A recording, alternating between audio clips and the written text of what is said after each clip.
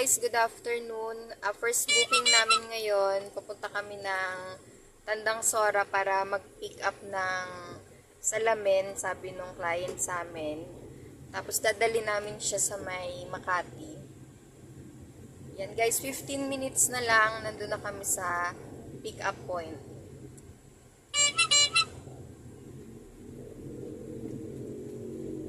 Nandito kami ngayon sa Dahlia Avenue. Paliko kami ng Chestnut Street. 14 minutes na lang, nandun na kami.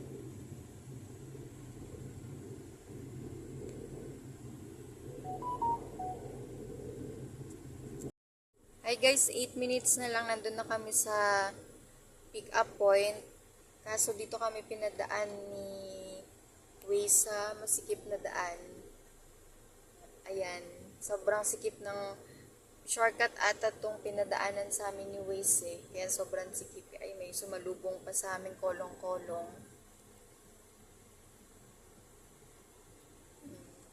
Sinusundan lang kasi namin guys yung Waze eh. Hindi naman namin alam na ganito pala kasikip dito.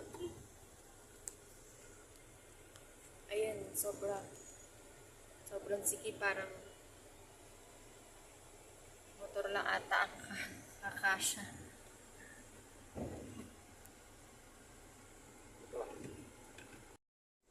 Hi guys, sa pick up na namin yung salamin dun sa Tandang Sora. Ito siya guys sa likod. Nasa backseat namin siya nilagay kasi mahaba siya.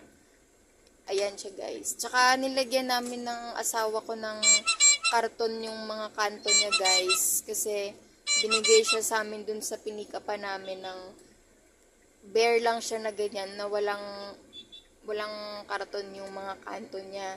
Madali kasi yung mabasa guys pag walang karton yung mga kanto. Tsaka yung kanto niyan, matatalim talaga yan guys. Kaya kung makakabutas talaga yan ng gamit o makakagasgas. Tsaka madali siyang mababasag.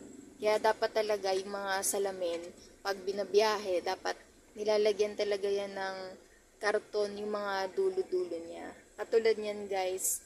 Yan, nilagyan nila namin siya ng karton tsaka tape. I-deliver namin siya ngayon sa Makati City. Nandito kami ngayon sa Mandaluyong City para pipick up kami ng gown. Dadali namin sa may Pasay City.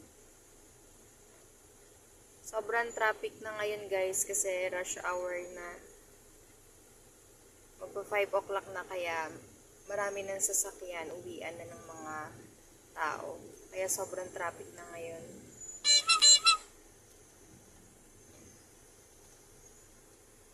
Six minutes na lang, nandun na kami sa pick up point.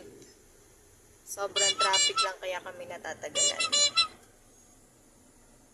Yun pa lang, Kalentong Fire Station. Mandaluyong City Police Station. Sobrang traffic ngayon dito guys.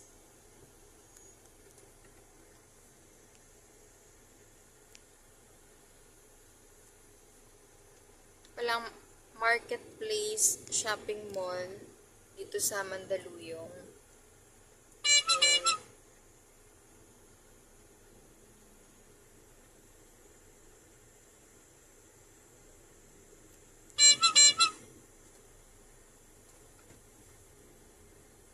Ayan. So guys, 5 minutes na lang, nandun na kami. Siguradong traffic din ito papunta sa may Pasay.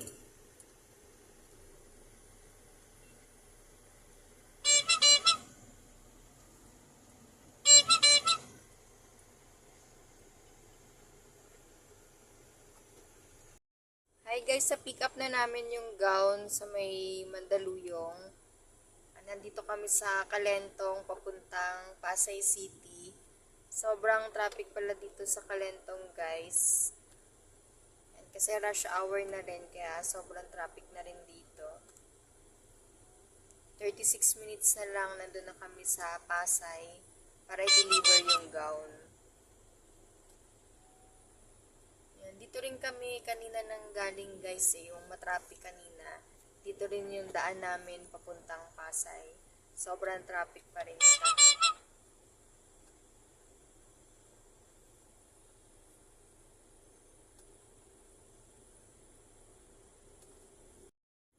Guys, ang traffic pa rin dito sa Kalentong kasi meron ditong mall tsaka mga palengke. Kung pala guys, mamamalengke kayo dito at may bibiling kayo, pwede kayong mag-park dito sa may Market Shopping Center Mall dito sa Mandaluyong. Tapos, pwede nyo nang lakarin yung mga bilihan dito at ang palengke. Yan. Sa tapat niya guys, meron din namang police station, kaya safe naman dito mamili sa Kalentong. Yan. Pag ganitong oras nga lang guys, medyo matraffic kasi rush hour na rin.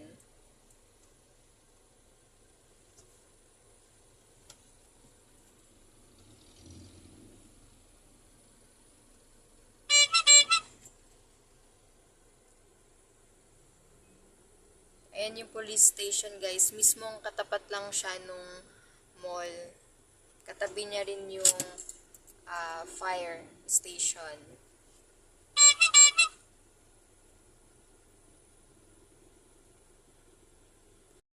Hey guys, nandito kami ngayon sa Manila. Sobrang traffic kasi kaya pala may nagbangga ang dalawang truck dito. Ayun, sobrang wasak nung harap nung truck. Dalawang truck yung nagbanggaan, guys. Ayan. Yun, kaya pala sobrang traffic. Yan, nakalagpas na kami sa traffic, guys. Hi guys, good evening. Pauwi na kami ng asawa ko ngayon. Kakahatid lang namin nung last booking namin dito sa Manila. Kanina pala may nadaanan kami sa Manilang nagbangga ang dalawang truck. Kaya pala sobrang traffic. Ayun, nakuha ko yung may sumingit sa harap ng jeep na motor. Muntik na siyang mabangga nung jeep. Hindi na pailing na lang yung driver nung jeep. So kanina guys, may nadaanan nga kami dalawang truck na nagbanggaan. Basag yung windshield tsaka wasak yung harapan nung truck sa likod kasi bumangga siya dun sa truck sa harap. So tas kanina naman guys, meron kaming nakuhang booking sa Pasay. Pinuntahan namin. Sobrang dami naman nung items nung client. 10 boxes na malalaki, so hindi siya kasya dito sa loob ng kotse. Kahit natanggalin pa siya sa box, hindi pa rin siya magkakasya. Kaya pinakancel na lang namin dun sa client. Kaso nahirapan mag-cancel yung client kasi hindi niya alam kung paano i-cancel. Kaya napilitan na lang kami na kami yung mag-cancel kahit na meron siyang epekto dun sa rating ng asawa ko. Kami na lang din yung nag-cancel. So guys, hanggang dito na lang yung vlog namin. Suportahan niyo po sana palagi yung vlog naming mag-asawa. Please don't forget to like, share, and subscribe to our YouTube channel and follow us on Facebook. Ingat po tayong lahat guys sa pagbiyahe.